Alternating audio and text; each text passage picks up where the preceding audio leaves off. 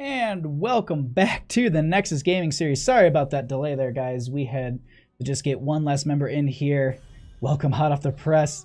Adam J. Kath, thank you for the follow as we get into this. All right, this is a Nexus Gaming Series Division B matchup. On the left, we're going to be having the One Tricks, and on the right, we are going to be having the Reepsville Gazette. I do apologize if I say that wrong. We'll probably stick with Reepsville. It's an easy way to say their name. We'll probably just call the other one the One Tricks.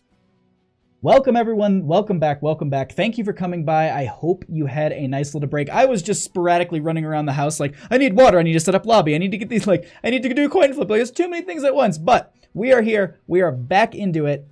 Nexus Gaming Series. Game 1 between these two teams. Tomb of Spider Queen. Now, let's talk about coin flips, map bans. Coin flip was won by Gazette, or Reepsville. Yeah, Gazette, yeah, both of those work. Either way, they went ahead and banned out Sky Temple. The One Tricks took out Braxis Holdout.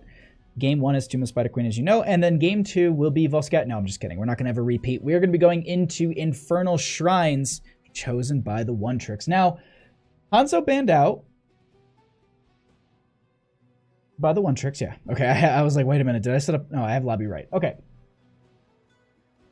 Got the Hanzo being banned out. Not going to want to see that. Not going to want to have the vision. Poke damage as well. Snag, how you doing? Thanks for coming by. Thank you for the support. I'm just going to stick with Snags because I cannot do your name backwards, even though it's shenanigans backwards. Barnheezy, how you doing? Thanks for coming by. Hope you're enjoying the stream. Welcome, welcome to everyone. Hope you have a good time. Let's get into this. Now, the Stukov was banned out. Very, very good point control as well as zone control and just making sure that, you know, no one can really just aggress into the friendly team, as well as it's got just some overall good wave clear. I really, really like the ban here. It works well for both teams in this situation, so definitely a strong hero to be banning out in this situation. We'll monitor that. I need to fix really quickly.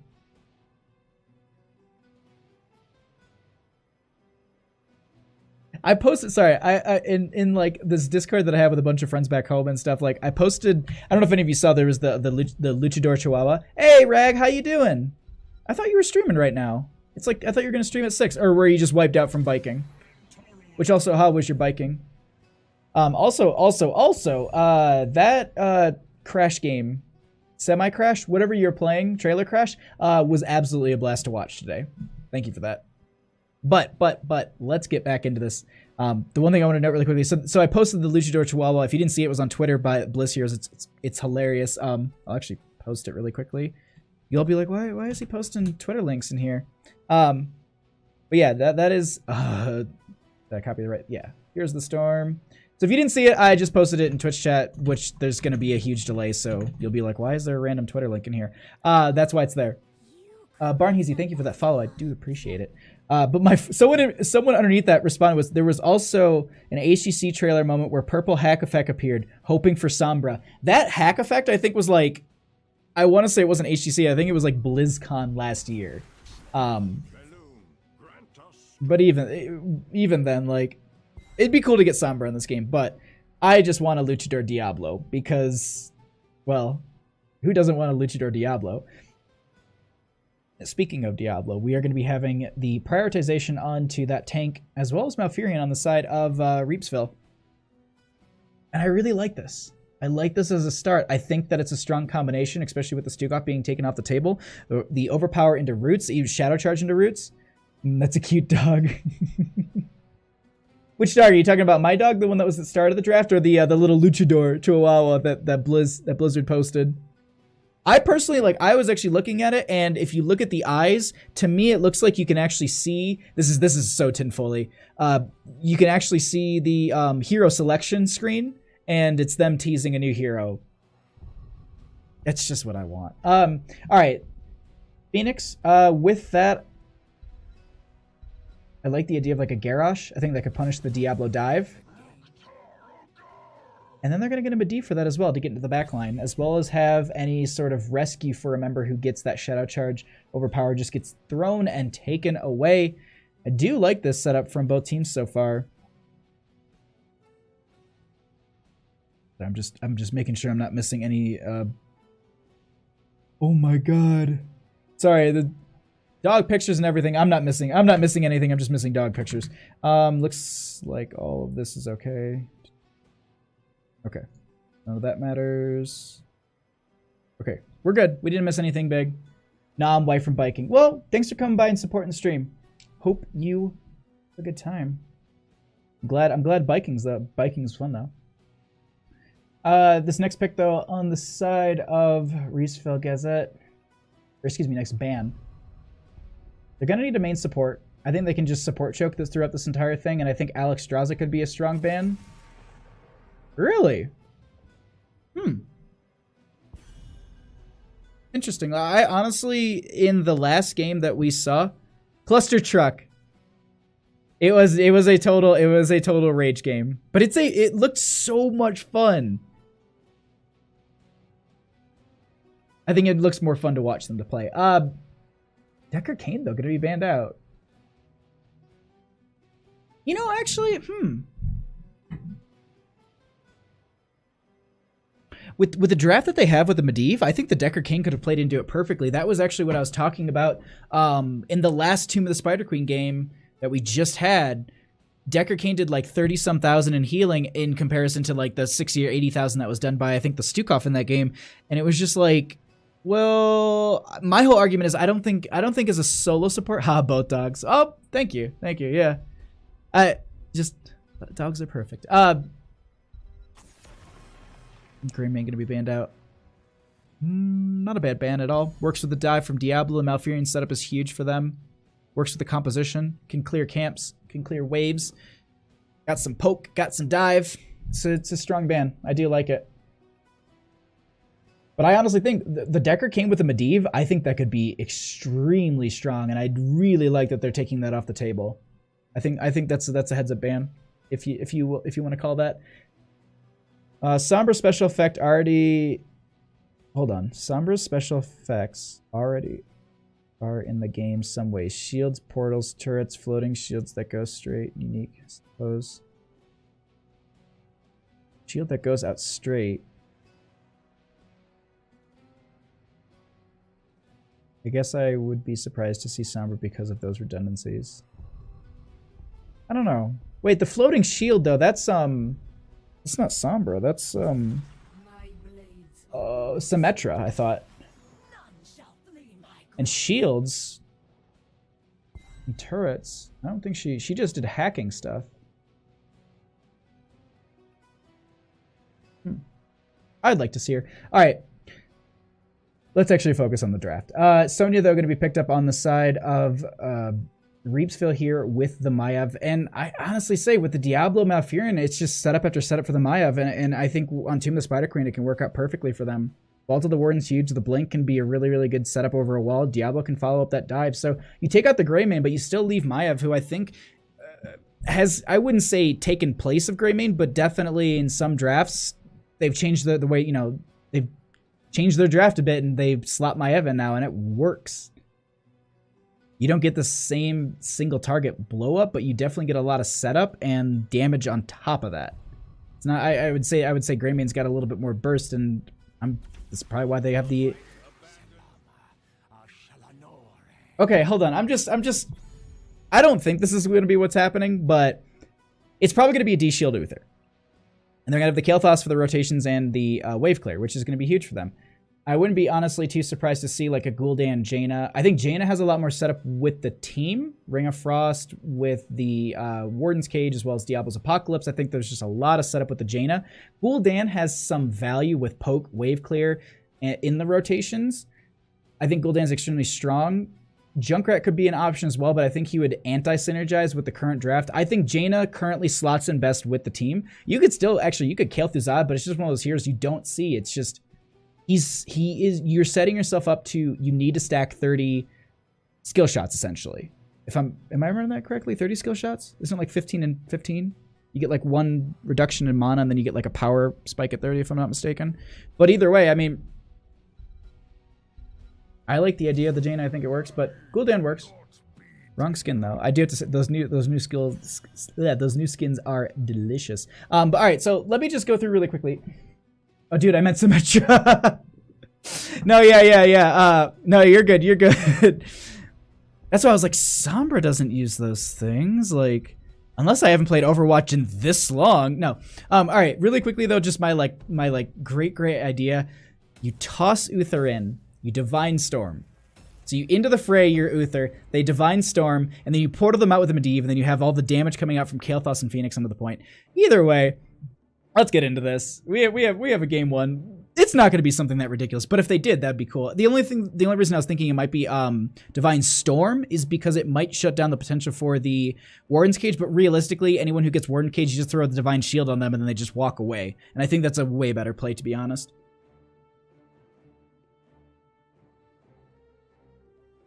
I think you can utilize the Divine Shield in a very protective manner, buying time from Medivh to get any sort of portaling out or any sort of protect status up.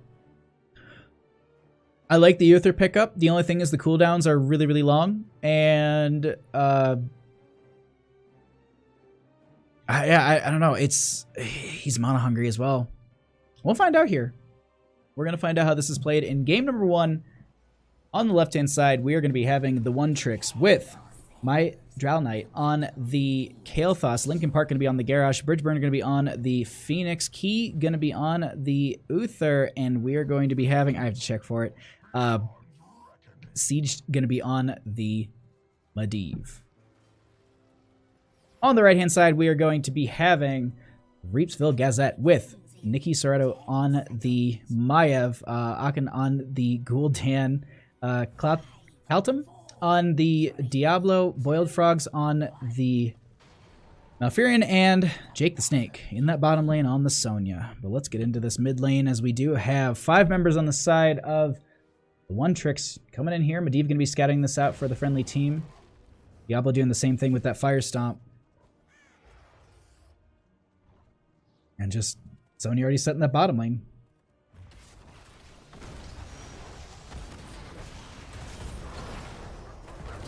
Toss going to be going out onto the Diablo at this time. Some stacking going to be happening for both teams here. Just really quickly skimming through some of the level 1 talents. We do have Mana Addict from the Kael'thas. No Convection, as we did see in the match right before this on Tomb of the Spider Queen. Silver Touch, if I'm not mistaken, on the... Toss going to be going out as... Oh my god.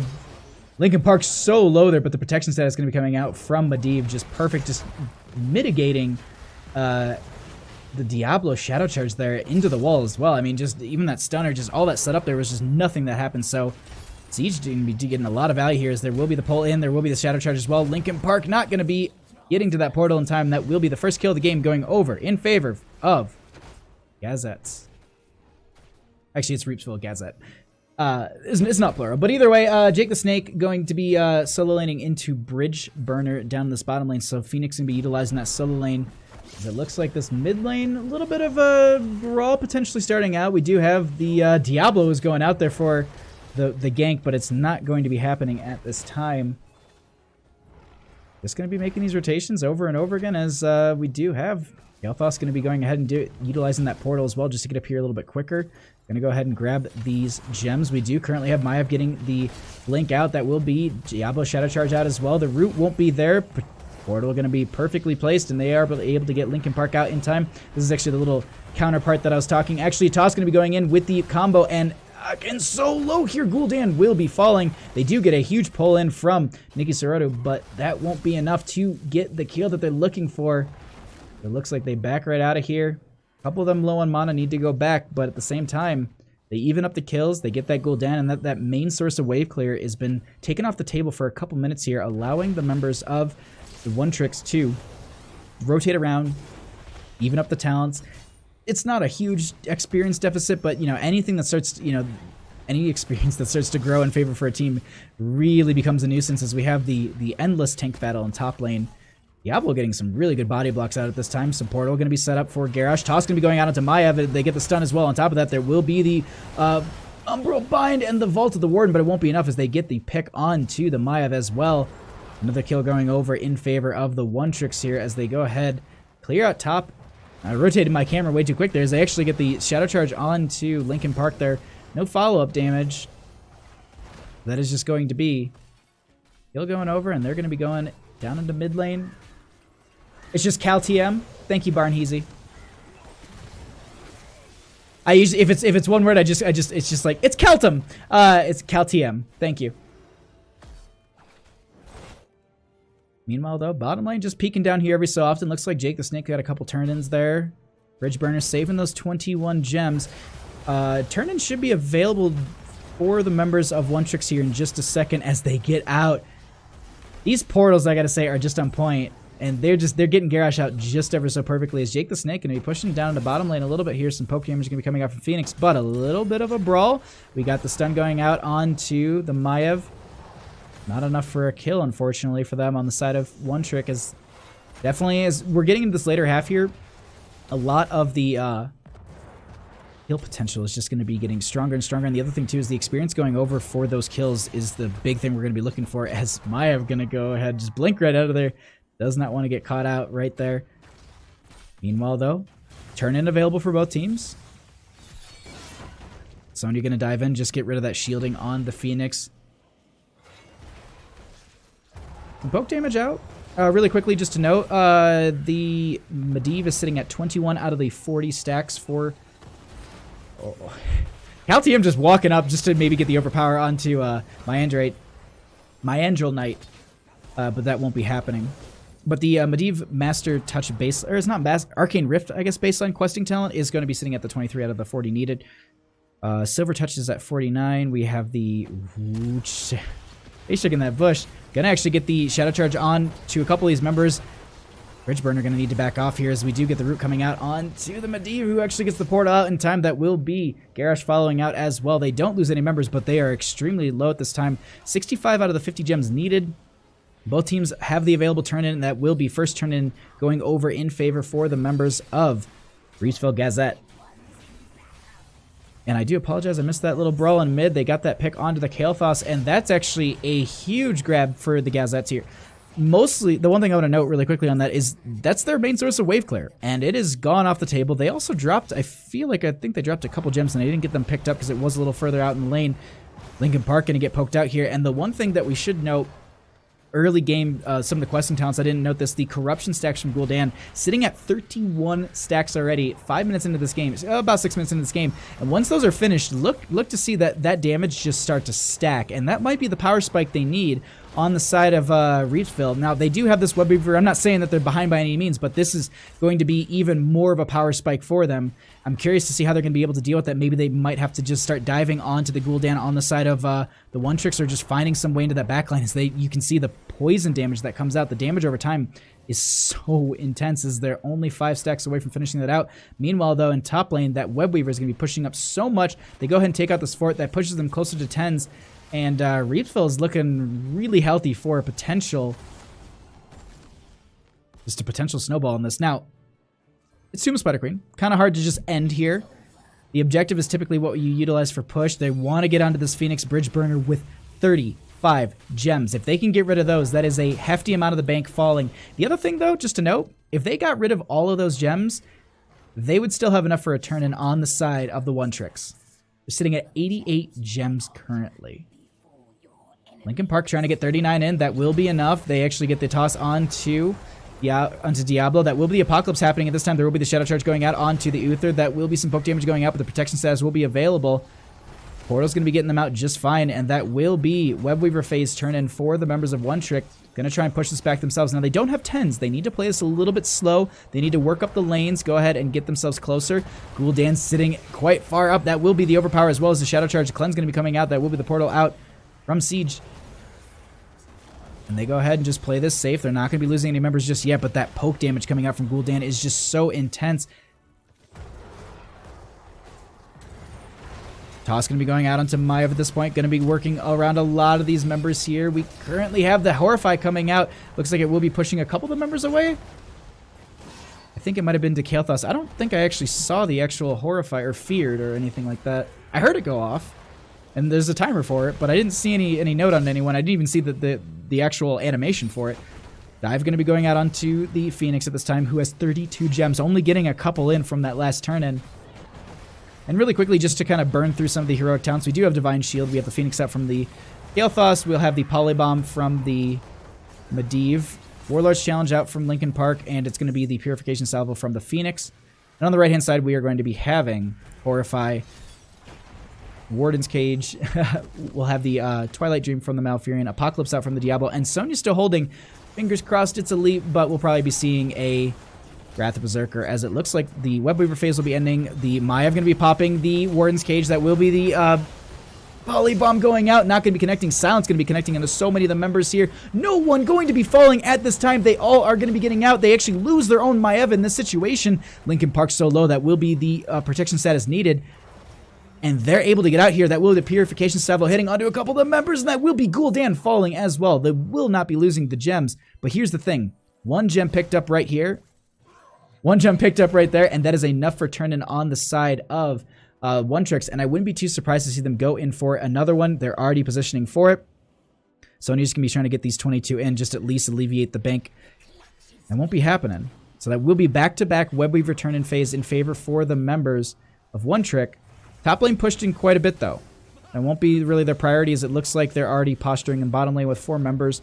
Garrosh going to be walking back into mid at this time. Probably going to be going to the Sonya for a little bit with the Webweaver.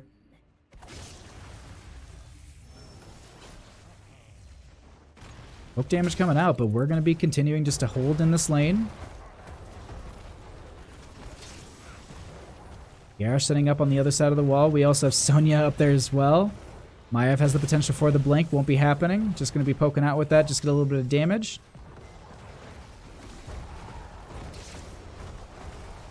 I'm just like waiting with like bated breath. Like, who goes in?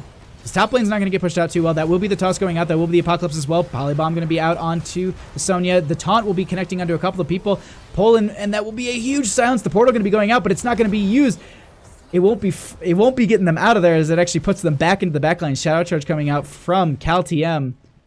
That is a huge pickup for them getting that Garrosh, and they just completely all back off. They're not able to do too much here. Medivh will be able to scout out the enemy team, just get vision on them, but overall at this point, that is a huge pickup in favor for the members of Reepsville Gazette, as they will be able to just kind of, they'll be able to get 13s, clear out these waves, and I wouldn't be too surprised to see them get a turn in themselves and start to create some of their own pressure. Now, top lane has been alleviated quite a bit. It's also stacked up, so when they do turn in for this Webweaver, they're going to need to prioritize that if they want that to be their, their main source of pushing, because that's often what we see teams do, is prioritize that top lane. The boss lane, combo that into the later half with a Webweaver turn in as well, but it's not going to be happening for either teams just yet, as we currently just have the Webweavers descending at this time. Top lane will be pushed back a little bit. A lot of gems actually available if they can get this. Jake the Snake going to be rotating up at this time, but we have a little bit of a fight breaking out in this bottom lane. Phoenix going to go and get out of here without a problem. They're looking to push this up, though. The other thing to note really quickly, the Diva's 1 stack away from finishing the questing Arcane Rift talent. The Garrosh is actually only 1 stack off from finishing theirs as well, so a lot of talent's going to be finished out here. The Phoenix is going to come out for some zoning. They go ahead and get the fort. I think they're going to back off at this time, as Maiev going to be not utilizing the blink, and that will be bottom lane pushed in. They lose the fort, and they just rotate up to mid with Jake the Snake. Go ahead and get this, but there will be a portal. The entire team pops through. They get the stun onto CalTM. There's a taunt onto 2 members. Polybomb as well. Leap in from the Sonya, and that is going to be Medivh falling, but they also trade up their Maiev at the same time. Medivh actually finishing those Master's Touch stacks, or not Master Touch, the Arcane Rift stacks at the last second. And my Eldrazi is just so low. The name, hey, how's it going? Thanks for coming by. Hope you enjoy the games. Top lane, though, stacked up quite a bit. They're going to need to deal with this quite soon. And they have someone available for this. Medivh is the only one who's currently down. It looks like they're going to prioritize just poking into this mid lane, pushing them back so their retreat path is a lot further. And that's exactly it. So they have to play a further back game at this point on the side of One Tricks, as Gazettes are 17 gems away from a turn-in, so they're pretty close, but they're just going to rotate around and just get some camps on this map, create some map pressure, and just overall continue their experience gap. We're currently sitting at about 1.5 level deficit between these two teams. Are they going to try and boss out 2 levels down? No. I was about to say, they're not showing a map. This is real risky. Poke damage coming out from Gul'dan, as you can already see that protection status. Even with the protection status and everything, Bridge Burner losing so much health. Oh, dear Lord. It's just every time I see a Gul'dan on this map this late, it's just terrifying to me. Cal TM gonna get the majority of those gems turned in there. They're gonna work on getting the last 20 they need. Kael'thas in that bottom lane trying to push that back. Lens out, not gonna want to deal with any sort of pull in from Maiev at this time with the Umbral Bind. King, how's it going? Thanks for coming by. I see you too. We currently have Medivh just scouting this out. It will be 15 to 16, and at this point, they're just going to be looking for 16s as quickly as possible on the side of the one trick, just to even this up. And at the same time, they're also going to be looking for the last, what is it, like 9 gems that they're going to be needing for this turn-in. So definitely getting closer and closer here for both teams. 12 away on the side of the one tricks as they're just getting set up for 16s as well as one big fight. Mid lane going to be pushing in at this time. They want to get the clear onto this camp so they have their own pressure. And you can see that Gul'dan value with the wave clear so very quickly. That corruption just wiping out the wave. Already done with it. 3 gems away from getting a turn in. They can go ahead and just clear this bottom lane and get a turn in themselves. But they're looking for maybe a Kael'thas. Doesn't look like it's going to be happening. And they just go ahead and just get the clear that they need. Meanwhile in mid, they'll be doing the exact same thing. Getting the clear in this lane and just pushing that up. But turn-in available for both teams. Should be grabbed. This Maiev needs to turn in too. They need every gem they can get. But Medivh going to scout this out. I wonder if they try and get some poke with an Arcane Rift. Not going to be happening. So many of the members just posturing right underneath the Medivh. Just like, not going to be happening. If you want to drop down, that might spell your demise. Big question is what lane they push in. It's 16 to 17. They delayed long enough on the side of one tricks to go ahead and get their 16s achieved here, so they will have that in their favor. Big question is, what kind of value they get here? I don't think it's going to be game ending. It's 15 minutes into the game, though if they get a huge pick, it could be. I'm going to go ahead and pull this away. Shadow Charge in from Cal TM. Poke damage is going to be coming out from Gul'dan as well.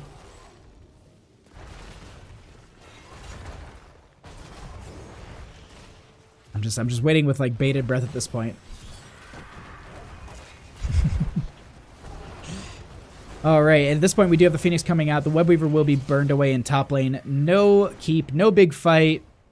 Meanwhile, though, in mid, Webweaver has worked up quite a bit. They're going to be trying to get the clear onto this. They will have that quite quickly. No one going to be able to be getting caught out of position here too far, as Linkin Park is actually going to... I was waiting for Nikki there. I was just like, are you going to use the Warden's Cage? Are you going to blink in? What's the plan here? Haken is probably going to grin hearing you say that about his Gul'dan. I gotta say, I mean, his Gul'dan in this game, like, I'll give props when props are due. Like, this Gul'dan, I would never want to play against it. No, thank you. They actually start to retreat here as it... Oh, no. They're going to be actually getting the pick onto Garrosh, or at least the pull onto Garrosh. Protection status coming out. There will be the Polybomb. The Horrify will be out as well. Apocalypse underneath. There will be the Warden's Cage not connecting on anyone, but they get the kill onto Medivh at this point. Chasing Key away from the friendly team. They start to go in a little bit harder in this bottom lane, but it doesn't look like they're going to be getting what they want. As the D-Shield does come out, they get the Gravity Lapse onto Jake the Snake. They push these members back, but here's the thing. Medivh is down for the next 35 seconds. Do they make any sort of aggressive play? They could potentially go onto this boss. They need to make sure that they watch these turn-ins. They do not want to give over a Webweaver turn-in because of the fact that getting that, I think, will kind of just reset the map a little bit, give some breathing room for the members of One Trick, and yeah, I think that's exactly what they're going to be doing here. They're going to be able to get their turn-in at this point. Boss is just going to be picked up almost I would say simultaneously as the turn-in goes in. Just about. Webweavers are going to be spawning. Now, here's the thing. Webweavers this late in the game, 17 minutes, 30 seconds, so they'll be scaled up quite a bit. This boss will be pushing up the top lane onto this keep. The Webweaver should defend fairly easily. Majority of the team actually Hearth at this point. Bridge Burner. Gonna be fine. They've pushed back so many of these lanes, though. That's the one thing I want to note. They're not going to get a whole lot of value. It's just a delay at this point. Meanwhile, though, top lane, this boss is getting worked on by the entire team, as well as a Webweaver, and look how fast it's not really going down. They actually get the keep, and that's a huge play in favor for the members of Reepsville Gazette. And the big reason I say it's a big play is because this is the opposing. It's like wiping the enemy team on a curse on Cursed Hollow, or like taking their boss on a curse during their curse on Curse, like something like that. Like you just the entire web weaver phase has been, I would say, mitigated. Top lane's got some pressure, but here's the thing. 20s are achieved on the side of Reepsville Gazette, and you don't really want to fight into this, especially this late into the game. There are so many... There's so many horrible ideas. I mean, for starters, death timers are 60 seconds plus about. You don't really want to deal with that. Also, the way that these waves have been pushed up so far, it doesn't look like they're going to be looking for any sort of fight anytime soon. They're going to be looking for the 20 advantage for themselves. They're even playing these wave clears fairly safe. They don't want to get rotated on through this flank position or even just come through right here because they've been spread apart a little bit. As Medivh, though, will be scouting out the team. Only catching 4 members. They might know that Jake the Snake is up here. But at this point, at least knowing where 4 members are so they can just safe soak, they can also go ahead and grab this bruiser camp. They know they're not going to get invaded by 4, maybe 1, and that'd be great for them. But that will be these mid lane camps grabbed. Bottom lane will be pushing up as well. And looks like that will be the turning going over in favor for the members of Reepsville, but they won't be getting a web weaver anytime soon. It's about even on gems for both teams. We're getting to the later half of this game, and it's going to be who makes the big play, who takes the big fight in this situation, who steps out a little bit too far. The scouting from Medivh will provide kind of not really allowed that to happen, but here's the thing. If they start to push it in on you, you're going to want to try and defend this as best as you can, and that's exactly what they're going to do. They have the spell armor. They've also got top lane keep falling, so if they can get a pick or 2 maybe, they might even be able to move in past this keep and just go straight for core. We'll see here in just a second as it looks like Phoenix is out. They're going to rotate around the bottom of it. No Maiev blink just yet. And poke damage is going to be coming out from Gul'dan.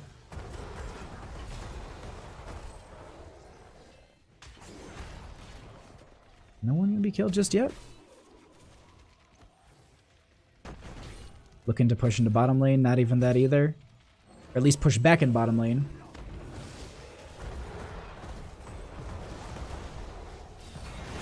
Oh, wow. Okay, so the Shadow Charge as well as the spear coming out from Joanna, they actually... Or not Joanna, from Sonya. Warden's Cage is going to be coming down as well. The Polybomb going to be coming out onto the Malfurion. They actually get the Diablo kill here. They will be back in a couple seconds. They have the souls available. Nikki's going to be falling so low. Linkin Park going to be falling. That will be the Maiev. Medivh traded out for the Sonya, so 1-for-1 trade. As it looks like they start to back off here, and some poke damage is going to come out from Gul'dan, but at this point, losing their Sonya, I don't think they're going to be taking any sort of extra fight. Now, 20 achieved for both teams. Boss was beef AF. Illidank. Yes, the boss was a beefaroni boy, definitely.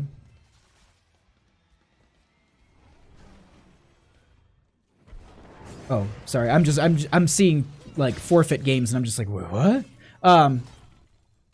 Man, Discord, you're just Discord stuff. At this point, though, they don't have a turn in on the side of Reepsville. But here's the thing. 4 gems away. They can get a 22-minute turn in here. That Web Weaver will do significant damage. Push out the lanes quite a bit for them. But here's the thing. They've got to get to that turn in. And they've also got to get that one last gem as they just keep pressuring up top lane. This is catapult pressure consistently. So as long as they pressure this up, that is going to be something they need to respond to on the side of One Trick. And you can already see, you can see on the mini, like I'm just watching the minimap as they're making these rotations. They're, you know, as they go to maybe go for the turn in, they back off instantaneously. They don't want to get this catapult pressure on the core consistently. Medivh going to be checking boss. Not up for 10 seconds. Turn in available. And they're going to be just scouting out this turn in. This late into the game with so much pressure on your side, pushing up into the enemy team, I don't think is the best idea. So I like what Reepsville is doing here, and they're just going ahead and just posturing around these turn-ins. They're scouting them out. They're making sure that no one's getting the 65 necessary. And they have the 73, 74 available for this turn-in. Medivh scouting out boss. Them scouting it out. They're going to be scouting it out themselves inside of Reepsville. It's just this back and forth play between these two teams. Who's going to be going for it? They have the scout on it with Medivh. They know that they're going in on it. Rotation going to be coming out at this time. Bottom lane has siege pressure. Polybomb is available. Everything's available for both teams. The moment they're rotated up to this top lane, I love this. I love this play. So what they ended up doing is they started boss. It pulled all the members into top lane. Meanwhile, there's a siege camp pushing down there. So pulling them off here pulling them out of this bottom lane will allow the siege camp to push up so much more. It's also been stacking up and then going right back onto the boss. I love this play. Now, they are going to show Phoenix in bottom lane. Once that, I wonder, do they go in harder onto this? There will be the portal available. They're not unleashing boss. Jake the Snake still continuing to fight on this. Poke damage going on into Key there. Shadow charge as well. There will be the Apocalypse. D-Shield going to be coming out as well. That will be the Polybomb going on to so many of the members of Fear going to be coming out as well. There will be the Phoenix out from the Kael'thas, but that will be Uther falling at this time. Do they have Redemption? Yes, I think so. Yep. So they'll be back. But that is Redemption down for the next 2 minutes. Redemption won't be available until 26 minutes into the game. 65 gems needed for turn-in for both teams. They have enough on the side of One Trick here. It's really who oversteps. And I know you're looking at the minimap and you're just like, but Bahamut, how can they win if they have to go through all that? Well, this is 24 minutes. These web weavers are just terrifying, and they're looking for the turn-in at this time. This is going to be the big fight, potentially. Sonya getting the spear, and that might be an overstep. The Polybomb's going to go out. The Warlord challenge as well. Shadow charge in from the Diablo. They get the leap in as well. So many of the members falling so low on the side of One Trick. They get the friendly toss on a Key here, who's getting a little bit low. There's going to be the Purification Salvo coming out. Garish will pop, as well as Phoenix, not even getting the Purification Salvo off. Kael'thas not in the best spot. Going to be getting hit and overpowered and charged by the Diablo. The spear from Jake the Snake going to be catching onto Key here. There will not be any redemption available for the Uther. They set their sights on the core as they have a wave slowly pushing this up. That will be the Medivh getting caught out. Protection status comes out as well, but that will be Medivh falling. All 5 members going to be killed on the side of One Trick as they set their sights on the core, and it looks like that is going to be game number 1 going over in favor of the Reepsville Gazette. GG, well played.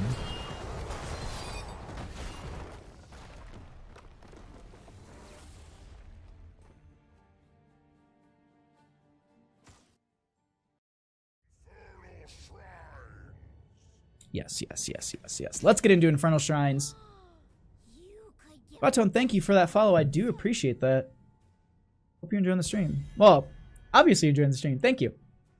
The sub. I know, I'd rag. I honestly, I don't know what to say when people sub. Like, just the support. The support always blows me away. Like, thank you guys so much. Like, that's, it inspires me more to, like, push myself harder.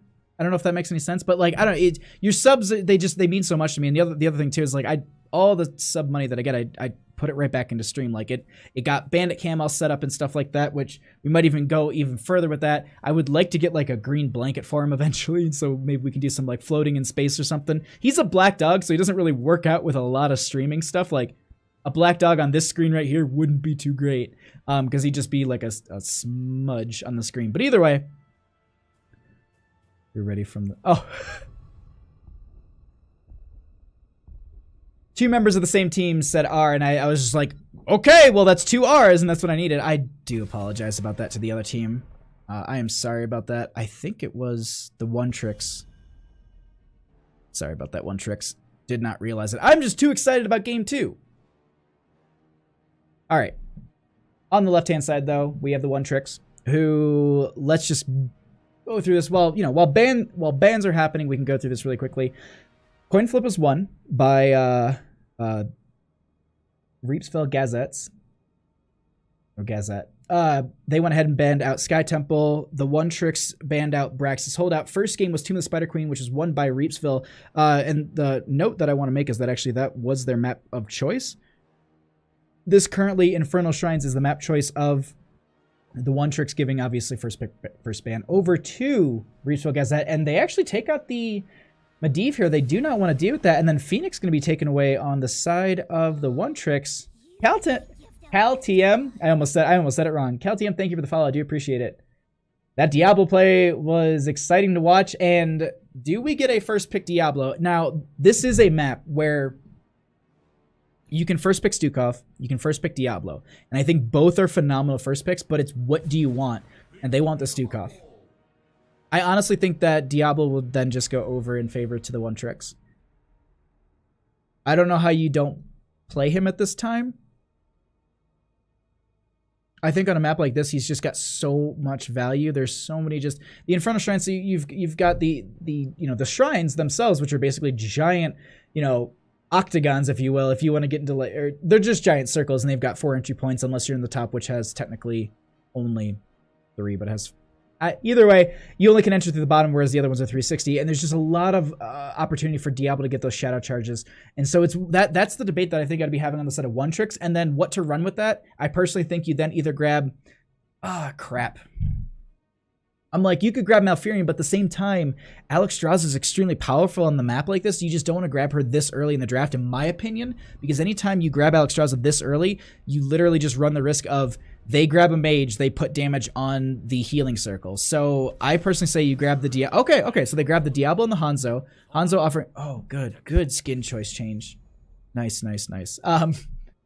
But this Hanzo is going to have a lot of good poke damage. The vision provided as well will be huge. The Dragon Arrow is a lot of good setup with the Diablo. Even then, Dragon Strike is viable, I think. I think over the Shrine, you can utilize it as a very, very good zoning tool. But the thing is, you are then giving up a AoE stun with a potential-ish global kind of thing for Hanzo 20 with the play it again. Or play of the game, not play it again. That's Vikings.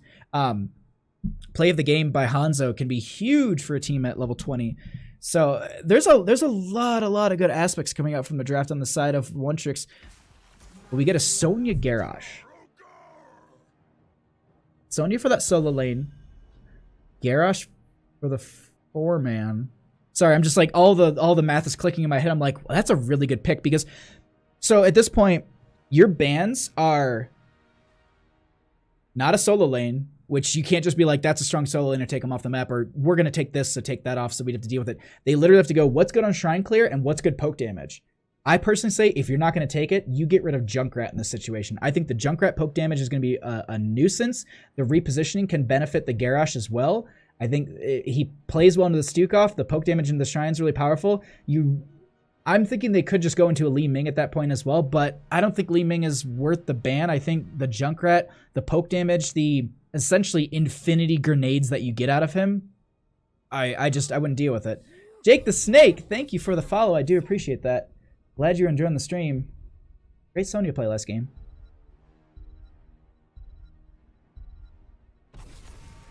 That's gonna be Greymane.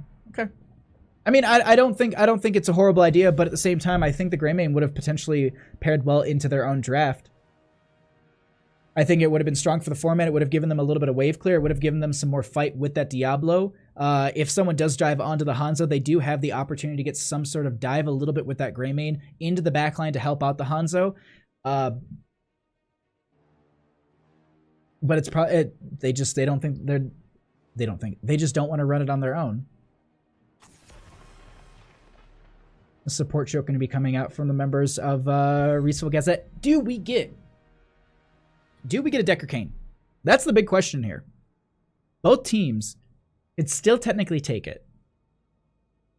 I don't really like it on the side of Reepsville Gazette. I think that their draft would be a lot better if they had a mage and they also had something. I actually also really like Thrall here. I think he can get bogged down a little bit on the shrines where the Chain Lightning will, jump over to Skeletal Defenders, but at the same time, they couldn't let Cal get that Diablo again. It's true. I mean, you don't want to let them get that Diablo again. That was terrifying. But why not take it yourself and try and being the Lord of Terror yourself? These next two picks, though, I honestly think that they need to go and do a healer. I like the idea of the Alexstrasza, but maybe it's a little too early in their draft if they're still worried about a Chromie. Because they don't have a cleanse currently, and that's the other big thing to consider at this time too.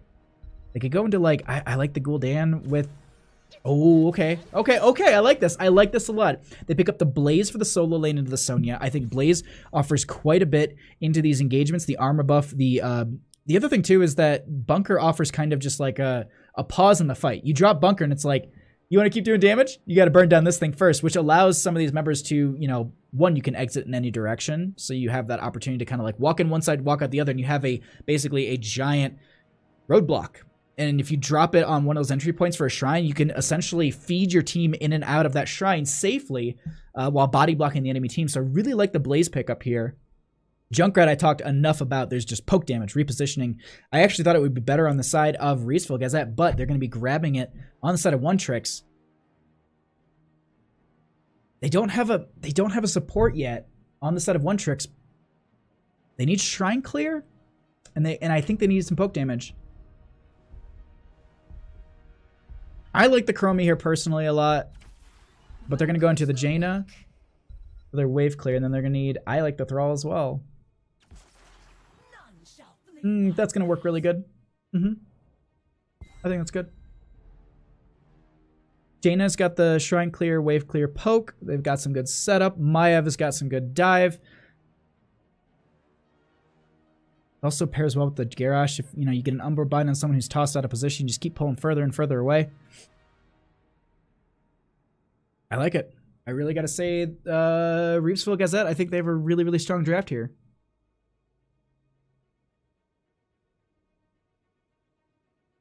I like the Alex Trouser for the point control, but they've got a lot of range.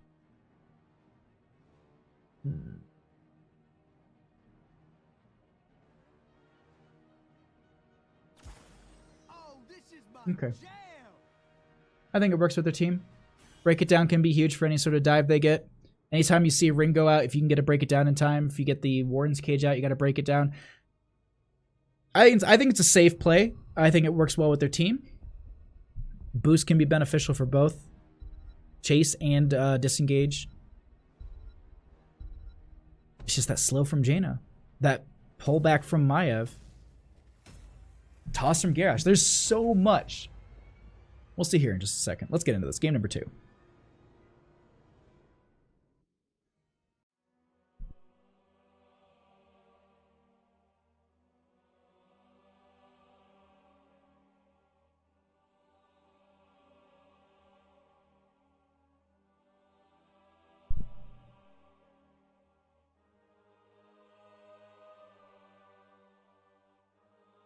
All right. It's game 2. I don't know. I don't know who comes out on top of this. Who's really the strongest team in this situation?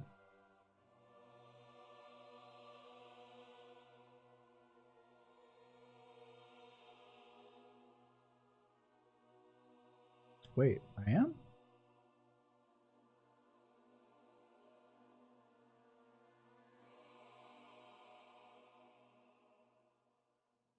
Wait, sorry, what? So I'm getting told that I'm casting a game that I didn't know I was casting. I'll have to figure that out after stream. Either way, let's get back into this. On the left-hand side, we are going to be having the one tricks with Bridgeburner on the Blaze, Key going to be on the Lucio, Siege going to be on the Junkrat, Myandronite going to be on the Hanzo, and we're going to be having Linkin Park on that Diablo, showing off with those dance moves as well. And on the right, we're going to be having Reepsville Gazette up 1 game. Jake the Snake going to be on that Sonya. Caltium going to be on the Garrosh. Akin going to be on the Jaina. Nikki Cerrito going to be on the Maiev once again. And Boiled Frogs going to be on that Stukov. Let's get into this. Mid lane looks like it's going to be the 4v5 as Sonya goes into that top lane already. Just saying, you know what? This is my solo lane. This is where I'm going to go hang out. Some poke damage, some vision. Not going to be doing too much this time, but just getting themselves set up here for this mid lane. Waiting for the mini wave to come in here and just start the rotations between mid and bottom. Now, while we have that kind of starting out here, we are going to be... let's just check in on some level 1 talents, as we do have Hanzo going to that Redemption, getting the auto attack speed buff there. Look to see how that kind of shapes out into the later half of his build. Nothing too out of the ordinary at this point from really anyone else. Maiev going to the Bonds of Justice. The Groundbreaker going to be coming out from the Garrosh. Block out from the Sonya. No, usually we see a little bit more sustain, but I think the block into the Blaze could be just fine for her. And with these rotations, I think Jaina's the Fingers of Frost, if I'm mistaken, is going to be stacked up quite quickly. And that is going to be first kill of the game, going over to the members of Reepsville. Going to be going ahead and getting that kill onto the Junkrat. Peeking, though, into top lane. Jake the Snake pushing into Bridgeburner a little bit here. A strong start for them in the solo lane. We'll see how that kind of shapes up as they do have this rotation coming in. Bottom lane, mid lane, just going to be soaking this up while they also grab this the siege camp at the 130 mark here. Hot off the press. What do you mean, Bard Heasy? Dive in at this time, no kill. I'm just, it's like, this early game, the rotations, they're just slowly taking their time to go ahead and just stack up some of these abilities as well as just get a little bit of map control, as it looks like the members of Reepsville will go ahead and, you know, Calty, I'm going to anchor this for the friendly team, as the rest of them will be going ahead and grabbing this camp. Mid lane going to be cleared out by Lincoln Park and Siege, also utilizing that Shadow Charge just to pull them away from that gate, pull them into the Junkrat to get that easier clear, as bottom will be grabbed as well. Continuing the pressure, as we have the first Punisher popping up in about 45 seconds here. Bridge Burner getting pushed into the gate a little bit. Not going to be taking a significant amount of damage, but weakening that up a little bit, as we do have the first Punisher popping up in the mid lane position. Look to see them maybe pressure this a little bit harder. Try and get that gate down potentially before the Shrine is activated, or at least the Punisher is grabbed. But overall, I gotta say, Reepsville is going to go ahead and rotate around the map. They're going to pick up their camps. I think that their rotations are extremely strong. I like the start out from them. Now, at the same time, members of One Tricks will be doing the exact same thing. They'll be going ahead and grabbing their Bruiser camp to create some top lane pressure. But Jake the Snake and Calty, I'm going to be scouting this out. They're going to be invading on this, as it looks like they're just on top of the Junkrat mine, just like, do it, detonate it, do it, do it. And they actually get that pushed away. They're not going to invade on the camp, which is interesting to me. Meanwhile, though, Maiev going to be in that top lane, pushing that up a little bit more. The rest of the team jumping onto this Shrine. And at this point, the one thing we didn't really talk about a whole lot during the draft is who kind of has the stronger Shrine control. And so this is what I was talking about. Siege down here going to be poking him with the Junkrat fairly well. Also going to be an easy way to stack up quite a few of those level 4, I don't know the talent off the top of my head, Taste of Explosions. No dive in yet. Just poke damage coming out. Just working on this objective. It doesn't look like they're going to be going for any sort of invade onto this. It might just be going over, as they do get the pull on to Lincoln Park. No follow-up damage available. And this will be the first Punisher picked up by the members of Reepsville Gazette, pushing down in the mid lane with a Arcane Punisher. Now, typically first Punishers into the game usually get the gate. Not too much more. Gazette is a newspaper. Oh, okay, okay. Yeah. No, it sounds familiar to me. I don't know why does it sound so familiar? It's gonna be one of those things like someone will say like, oh, it's this. I'm like, well, of course it is. They're hot off the press. I like that. I like that. Shadow Charge going to be going in on to Nikki. Going to be able to get out just fine. Meanwhile, though, back in top lane, Jake the Snake going to be going back into Bridge Burner. Just going to have this eternal battle between these two members, as the rest of the teams will probably go back to rotating between mid and bottom, creating more pressure, as Jane will be doing exactly that, while the friendly team will be going ahead and grabbing the Siege camp to push into mid. No rotation onto this camp. Now, really quickly, the one thing I want to note is we actually have Hanzo going to be going into the Exploding Arrow at level 4, so not going to be having that Serrated Arrow for the quicker burn onto Mercenaries and Mercs. As well as they're going to be getting the armor reduction at level 7. So, fair build. Is that Boombox? Yes. I was like, is that the... Like, am I looking at this talent right? Calty, I'm going to be going ahead and getting the combo here onto Key. Lucio going to be a little bit low. They're going to be having the Hanzo jump over the wall, and they actually steal away this camp, so that is going to be a free camp grab by Reepsville Gazette. Shadow Charge going in from Lincoln Park. They get the Umbral Bind onto the Diablo. They start to get the toss as well. No combination coming out, but the throw as well as the body blocking coming out is huge. Lincoln Park so low, they don't get the kill onto that Diablo. And the other thing, too, to note is that there are not 100 souls stacked on that Diablo, so they do not have that insta-revive. Pole going to be going out onto the Hanzo, not going to be getting them right back there. The toss going to be going on to Lincoln Park, and that is the kill that they are looking for. Getting that, pushing this mid lane in a little bit harder. Meanwhile, though, checking into top really quickly, Jake the Snake is pushing in Bridge Burner quite a bit, and I think a couple more waves they could potentially be doing some damage to this front gate.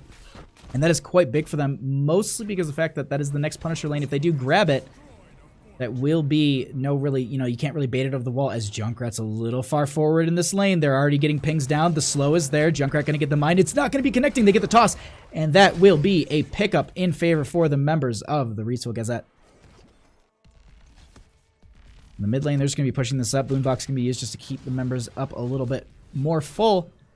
Bridge Burner going to be using that self-sustain in the top lane. Jake the Snake just going to be allowed to kind of do whatever they want in this top lane, pushing this back. The other thing to consider is that 10s were achieved. They start to open up bottom lane quite a bit. We actually have the Warlord's Challenge picked up by the Garrish. They take out the sidewall, and they're just going to let that be. Warden's Cage out from the Maiev. 10s are actually going to be achieved for both teams as it looks like they start to make this rotation into the top lane here. We have Riptire from the Junkrat. We're going to have Bunker from the Blaze, Apocalypse from the Diablo, Dragon Arrow from the Hanzo, and Break It Down from the Lucio. Fair, just... I would say nothing out of the ordinary here. No Dragon Strike to kind of zone them. No, combo onto that. They will go ahead and grab their camp here on the right-hand side, and it looks like Diablo will not. I was like, oh, they're on the map for it, but it doesn't look like they're going to be going ahead and grabbing this. They will have the top lane pressure while they grab this shrine. Sonya's still holding. We have a Ring of Frost as well as a Flaming Swipe out from those two members. And it looks like we have the Leap going to be coming out as well with the Ring of Frost going to be connecting on so many members. The Apocalypse on top of that as well. Lucio going to be falling first here. The Hanzo getting over the wall with just about 100 health. The Bunker will come down at this time, but so many of the members are postured around it. Linkin Park going to be able to walk away from here. Bridgeburner going to get tossed away, but the Jet Propulsion will not be enough. They get 2 kills. And that will be this shrine probably going over in favor for the members of Reepsville Gazette as they start to poke in with the Junkrat at this time. There will be the Shadow Charge, or excuse me, the Overpower and the Shadow Charge onto Jake the Snake, but not going to be enough as they just continue to push this lane forward a little bit.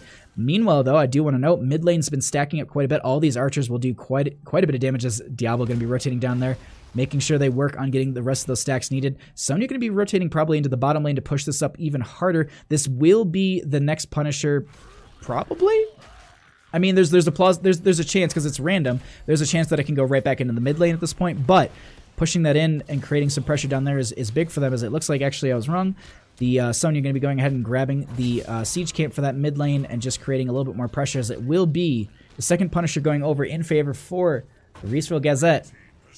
And they're going to be pushing up this top lane that already has a weakened gate that they can just walk through. Leap going to be going out at this time. Linkin Park going to be just kiting it away over towards their well. Looks like there will be the Stukov lurking arm just to kind of zone a couple members away. Nikki and Caltium going to be getting knocked back here. Shadow Charge, I think, getting interrupted by something. I don't know what knocked him back, but Toss going to be going out. The taunt will be there as well. Hanzo Arrow going to be connecting onto quite a few members. Break It Down's used on top of that just to keep them alive, but that will be the Ring of Frost going down. Nikki won't be able to get the kill, but that actually will be Diablo falling to the Jane at this time. Riptire going to be coming out. No kill grab from there. That will be the Punisher falling. They don't get the fort, but they do get that kill, pushing them a little bit further in experience, as bottom lane is going to be a battle between Bridgeburner and Jake the Snake, with this camp as well pushing down here. Back and forth going to be happening. Bridgeburner falling extremely low in this situation into Jake the Snake.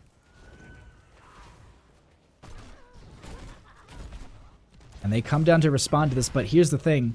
That is going to be the next Punisher popping in this bottom lane. If they get this on the side of Reepsville Gazette, that'll be huge for them. Now, at the same time, the one trick, they've got a little bit of damage onto this bottom. They can open this up quite quickly. It will be the third Punisher, so it does stack and scale, and it will be extremely strong. Or at least stronger, as Linkin Park might be set up for a pick. They're not going to be getting it as they just move right onto the camp. Junkrat going to get some poke damage in here, but I don't think they're going to be able to make this rotation in time. They grab the camp, rotate away. Still have 13 to 12. Not going to be taking any sort of aggressive fight in this situation, but at least rotating out a lane. Going to probably be working on the siege camp. Grab that and just create some pressure here. And at this point, it's a lot of the teams, they're not utilizing their advantage. They're mostly just going to be going ahead and just creating map pressure, playing a little bit more on the macro side, a little bit slower. You can see them make these rotations. They're making the members of One Trick respond to a lot of the things that they are doing. And actually, it looks like Garrosh is posturing for... Ooh. There will be the stun, but it won't be connecting on anyone. They get the clear onto this camp fairly quickly. And it's just going to be rotations coming out. More soaking and just lane pushing, but overall, the members of the Reepsville Gazette pushing the members of the One Tricks further into their lane, just not letting them play too far out into the lane, and also just consistently getting experience over them, map pressure over them. You're going to see Sonya's in this top lane by themselves. Majority of the members are kind of scouted on the minimap, I think missing a 2. Once they see that, maybe look to see Sonya push a little bit harder, or at least grab the... Actually going to be going ahead and grabbing that camp, which should be popping up quite soon. There will be the Maiev trying to get the Umbral Bind onto Linkin Park. It won't be happening. Will be a bunch of resets for that Q as they get the charge here. The Apocalypse will be coming out as well. Ring of Frost can be down there as well. The Bunker Blaze... The Blaze Bunker will be there. The Break It Down used as well for the engage to continue, but they do not get a single kill that they're looking for. Pushto going out, fully healing almost every single member. They go actually in for the chase at this point with so many items utilized at this time. They aren't They don't have many heroics available. Shadow Charge going in onto the Maiev at this point. Nikki getting a little bit low. Blaze is going to be going ahead and getting the jet propulsion on the Caltiam, but that will be the taunt as well as the toss there. Bridge Burner's so low, just under 500 health. Able to walk out of there just fine, and that is a nice back and forth. But here's the thing. Meanwhile, Sonya grabbed this camp. This is going to be pressuring top lane the entire time. Unchecked, that will get the fort. They got this camp in the mid lane position with that siege camp to push in. This is going to be a Mortar Punisher pushing down the bottom lane. So they've already opened this up. Actually, both teams have opened this up quite a bit. So just creating pressure, consistent pressure for them to deal with. They've already started on the Shrine on the side of the One Trick, trying to get that advantage. They're nearing that halfway mark. 15 out of the 40 necessary, but you can already see the members of Reepsville Gazette moving on to this point. 16s aren't achieved. This is the fight that they can take on the side of the One Tricks, but they've got to do it quick. They start to dive onto the Hanzo. They get the toss as well. That will be the leap over the wall. Boiled Frog's looking to get that healing onto the friendly team. They get the toss, actually, and that will be Jake the Snake getting the kill there, and I think that was actually Leap. We are going to be having to break it down, but it's not going to be in time. Diablo will be falling, losing all those souls. That will be this Shrine going over in favor for the members of Reepsville Gazette. Crab people, how you doing? Thanks for coming by. Cal TM, go get him, dude. We actually get the pull in, and that will be Lucia falling right as they're about to pick up this, well, I would say in 10 skeletal defenders, but here's the thing, they're already working down the bottom lane. They've got this camp pushing with them. I wonder, with Lucio down for 25 and Hanzo just about to come back, do they, ooh, Bridge Burner a little too far forward here. Cal TM looking for the grab. They get the slow. That will be the stun, but I don't think they're going to be able to rotate there in time. Maiev going to go ahead and get the Umbra Bind. That will pull them back. Looks like they're going to be backing off from this, but that will be the Punisher in the bottom lane with the mid lane camp. Top was cleared out at some point, so they did respond to that, but that is the Mortar Punisher barreling down bottom lane. Getting the jump onto the Diablo, going to go right over the wall there. They start to work on this gate, just taking this down so they can invade at this time. Punisher Stairfoot fairly healthy at 75%. Maiev going to be getting the blink out at this time. Continuing in a little bit further, the Blaze will jump out onto Nikki at this time. No Umbral Bind to connect onto them. They're trying to pull the Punisher over to the mid lane keep. Not sure if it's going to be happening at this time, as we do currently have the keep falling in bottom lane. Blaze going to be diving out, trying to get some damage onto this Maiev. Jake the Snake going to be coming out as well. That will be the Ring of Frost coming out, as well as the Apocalypse. The Riptide coming out from the Junkrat, not going to be able to get over to Nikki in time. A lot of items used here, but that will not be any sort of kill between the two, as the Punisher at 4% health will get, I think, an auto attack off onto the core, but the shielding will be there just to protect it. No percentage-based damage, but here's the thing. That is consistent catapult pressure in bottom lane that they're going to need to deal with. Maiev getting that dismount, as majority of the team here is actually getting chased. Are they going to be able to make this chase? It's 15 to 17. Granted, they just turned over on that 16 mark. And they're able to back off behind their mid lane gate. They don't give over a kill. It's a 9-0 kill game in favor for the members, the Reepsville Gazette. Meanwhile, though, this Bruiser camp going to be picked up on the side of the One Tricks. 30 seconds on their own. And at this point, they can just push up the lanes. This is going to be the rush for 20. Look to see them maybe go and get that. Look to see them try and achieve that talent tier before that 20 mark. That'll be huge for them. Now, meanwhile, they have this bottom lane pressure, as I was mentioning before. Jaina going to be adding to that quite a bit with this siege camp in the bottom lane. They're pushing up mid lane because this is going to be the next Punisher. They want to try and at least push this up, take out a little bit of this gate, weaken it. If they can get the next Punisher, that'll be huge for them. Meanwhile, though, Junkrat and friends going to be pushing up this top lane, already getting the Hearth back. The rest of the team will be coming back to make sure that they don't give up too much here. But at this point, this is some good play, at least from, I want to say, from both teams, honestly. The One Tricks forcing some of the members of the Reepsville Gazette to respond to a lot of the things, but at the same time, Reepsville Gazette just being like, you know what, you want us to respond to something in top? Why don't we just take out that top fort to just push us closer to 20, as they are only a level away from that talent tier advantage. Punisher not going to be available, I don't think, for the next minute or so. They definitely have the time to rotate around here. They have that vision from the Junkrat mine. I don't know if they're going to be scouted out in that rotation, but working their way up. They're just going to make rotations around the map that are, that are safe to make. Blaze going to be trying to dive in. They want to take this fight before 20, and this is definitely the time to do it if they can. Junkrat going to be actually popping the Riptire at this point. Going to go over the wall. At this point, just going to get some damage out onto a couple of the members. Not going to be getting any sort of kill I think they're looking for. All heroics off cooldown except for, obviously, the Riptire that we just saw go out. Top lane's going to be pressured up. They're going to need to send someone to respond to that. Maybe once they see that, they can play a little aggressive. But I know, at least from the way that they're rotating across the map, they're looking for the siege camp. I still don't think they can fight them, especially with the Blaze in the top lane. This is making a fight down. Oh, there will be the toss on to Linkin Park. That will be the Umbral Bind. It's not going to go through the wall at this point. Diablo falling a little bit low on health. And the other thing to note really quickly is Diablo only sitting at 41 out of the 100 stacks necessary for the revive on that Black Soulstone. It's not available just yet. 20's on the precipice for the members of the Reepsville Gazette. And it's a risky spot. Like, if you lose a member here, you could give 20's over and just snowball the game in favor for the other team. But you don't want to give over a free Punisher this late in the game. We're talking 18, 19 minutes scaling. This thing is going to be really powerful. As it looks like they're going to be just working their way up for 20's here in this bottom lane. Trying to get that as quick as possible. They just need a minion or two. They're not going to go onto the shrine until they can get it. Blaze going to get the jet propulsion out. They're looking for this fight. They're trying to get the chase.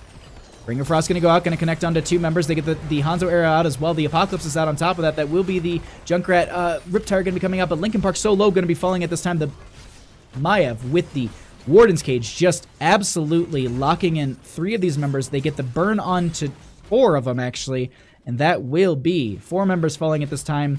Punisher available for the friendly team, but they've also got catapult pressure in bottom lane. Reepsville Gazette has 2 options here. They can just go for the core, which is it looks like what they're trying to do. Junkrat just getting out of here as quickly as possible. Also just dismounting them, trying to buy as much time as possible. But here's the thing, it's 30 seconds, or I guess 25 seconds till the closest hero. Maiev going to be trying to get some damage out, but it doesn't look like it's going to be happening as... I swear to God, I just saw... Like, I think the grenade hit the core, but it looked like Maiev actually swiped one of the grenades back. The GGs are thrown out, and that is going to be game number 2 going over to the Reepsville Gazette. GG, well played.